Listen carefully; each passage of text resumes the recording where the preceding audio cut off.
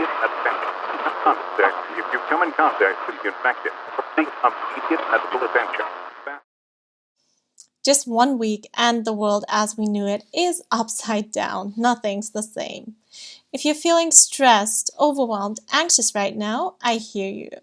This video is all about how to go back from feeling out of control to in control, and how to actually grow stronger than this obstacle and come out on top.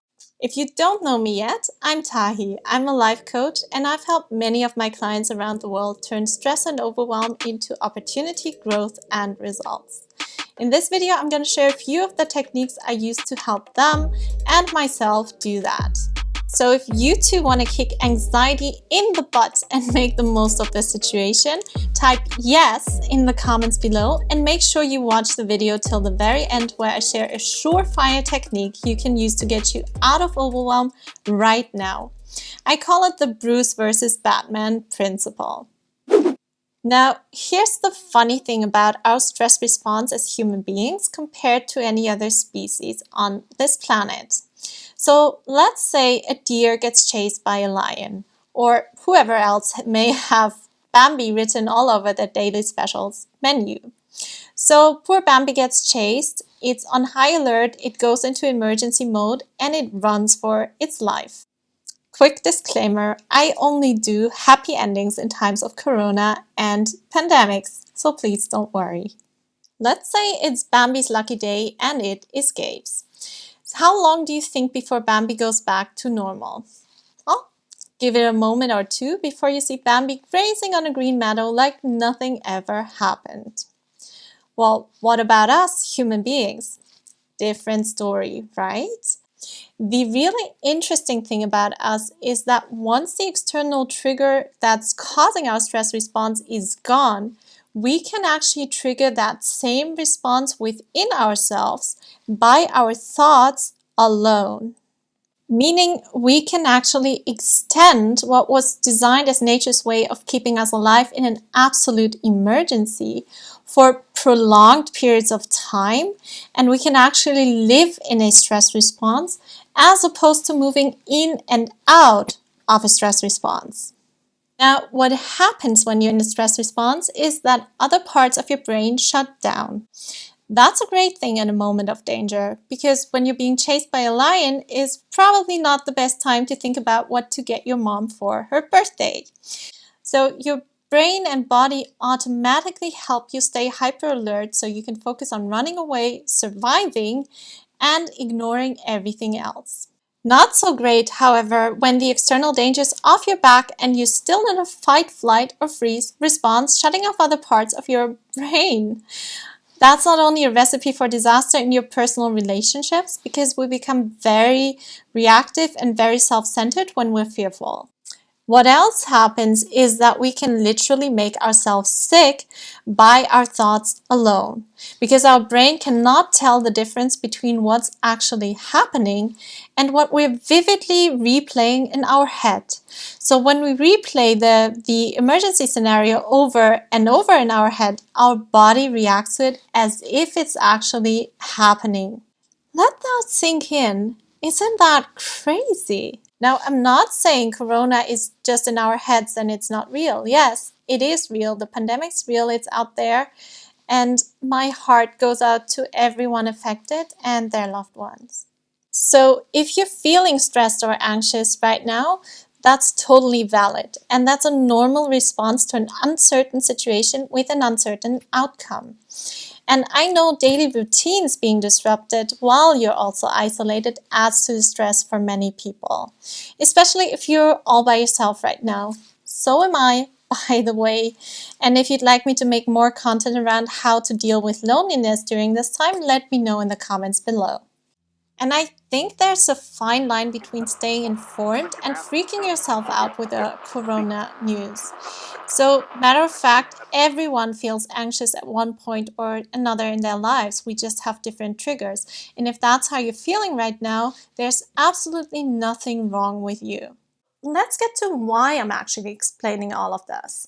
And this will come full circle once we talk about the next concept right after this one. So, here's the good news. We're not only capable of making ourselves sick by thought alone, but we're just as capable of making ourselves healthy and strong by thought alone. We can, in fact, turn our greatest weakness into our greatest strength. Isn't that awesome? Type yes in the comments below if you're with me. Now, how do we do that? How do we go from feeling out of control to in control? I give you one word: focus. What we focus on determines what we feel and experience.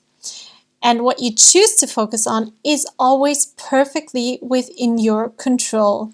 Nobody and no external circumstance can ever take that away from you. So here's what happens. Whatever you focus on expands. It becomes not only what you think, but also what you feel. It becomes your world. Neither you or I can do anything about the virus being out there other than socially distancing and washing our hands to flatten the curve. We can't control that schools are closed or the gym. Tough one for me because it's one of my go-tos for a daily boost of energy, so that's beyond our control. When we keep focusing on what's outside our control, we become unresourceful and make pretty poor decisions, such as single-handedly emptying the toilet paper and soap shelves.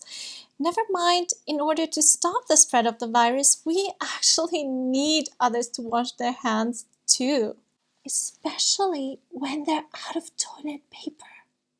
When we focus on what's outside our control is when our immune system weakens because it makes us feel helpless and we panic. When we focus on what's within our control is when we grow stronger, healthier, and cope better. Especially in uncertain times, it's so important to find that certainty within. Now, if you're saying, Tahi, I want to do this, but how do I shift my focus? Simple. You start by asking a different question. Now, I believe that there's opportunity in any crisis that we face if we keep an open mind about it. And here's the question I would ask. What are the opportunities you can find in this temporary isolation? Now, I'd love to know your answer to this as well. Put it in the comments so we can all help each other out in this time.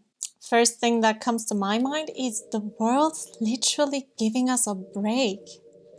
It's the perfect time to look within and connect with ourselves without all the FOMO, the fear of missing out. Think about it. When will you ever have this much time to yourself again?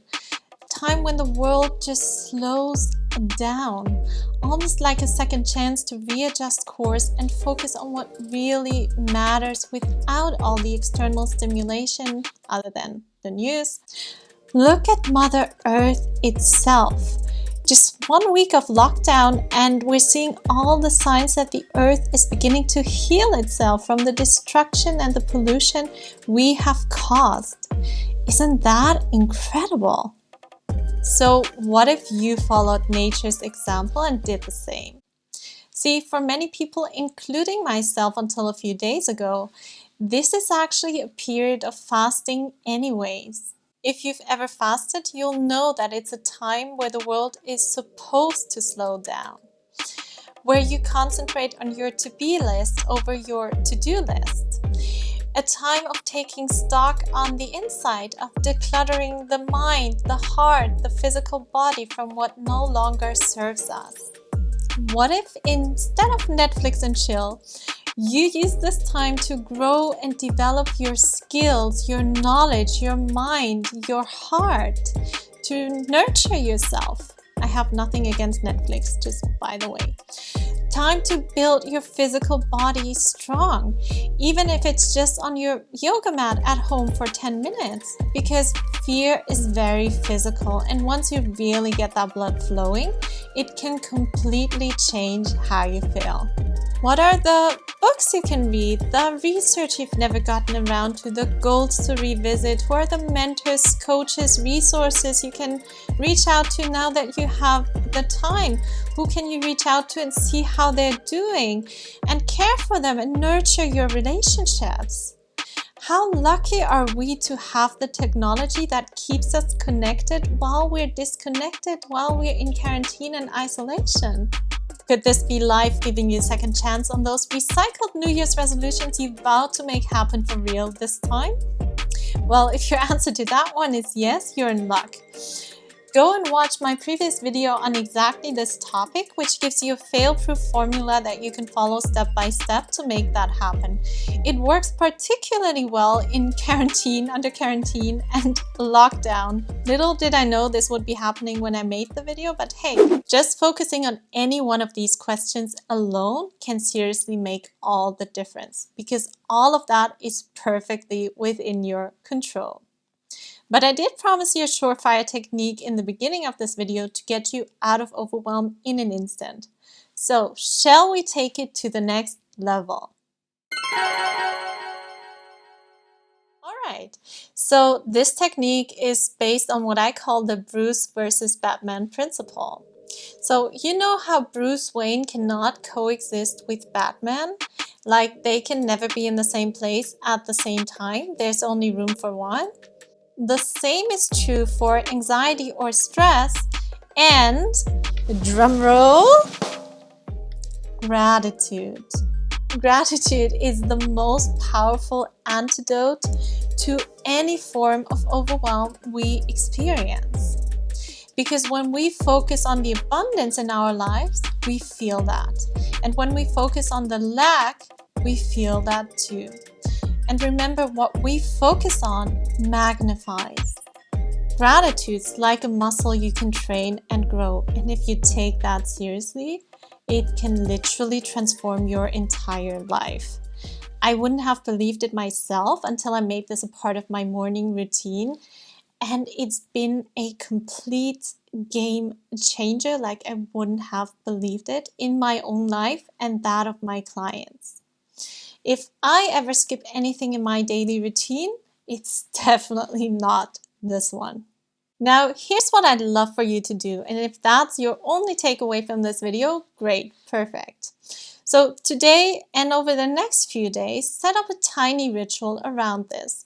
Could be as simple as putting on some uplifting music, sitting in a position that makes you feel grounded, lighting a candle, whatever helps you feel relaxed. And then think of the things and people in your life that are a gift, a blessing, or whatever works for your belief system. The way I like to do it is starting with tiny things and then circling out to bigger things and the people I love. So often we take stuff for granted.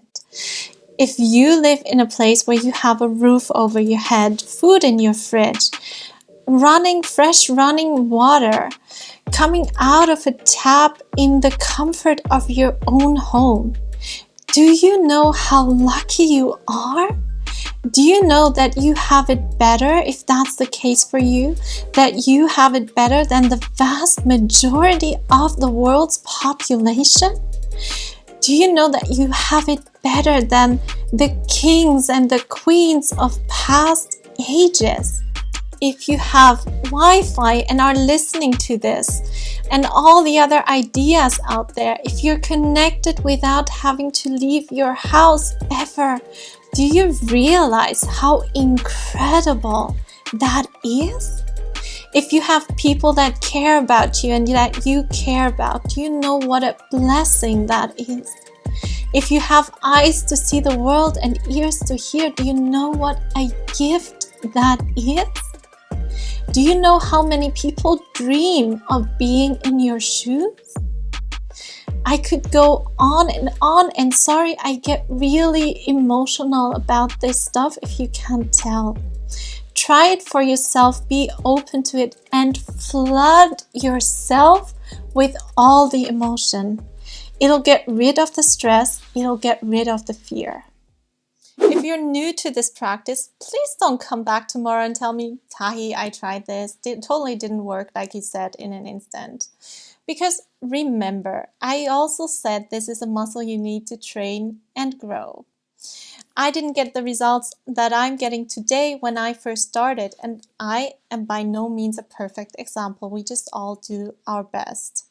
But trust me, it won't take very long until you see the results. You may be surprised. Now, this can seriously boost your immune system more than any amount of wheatgrass shots you could ever do.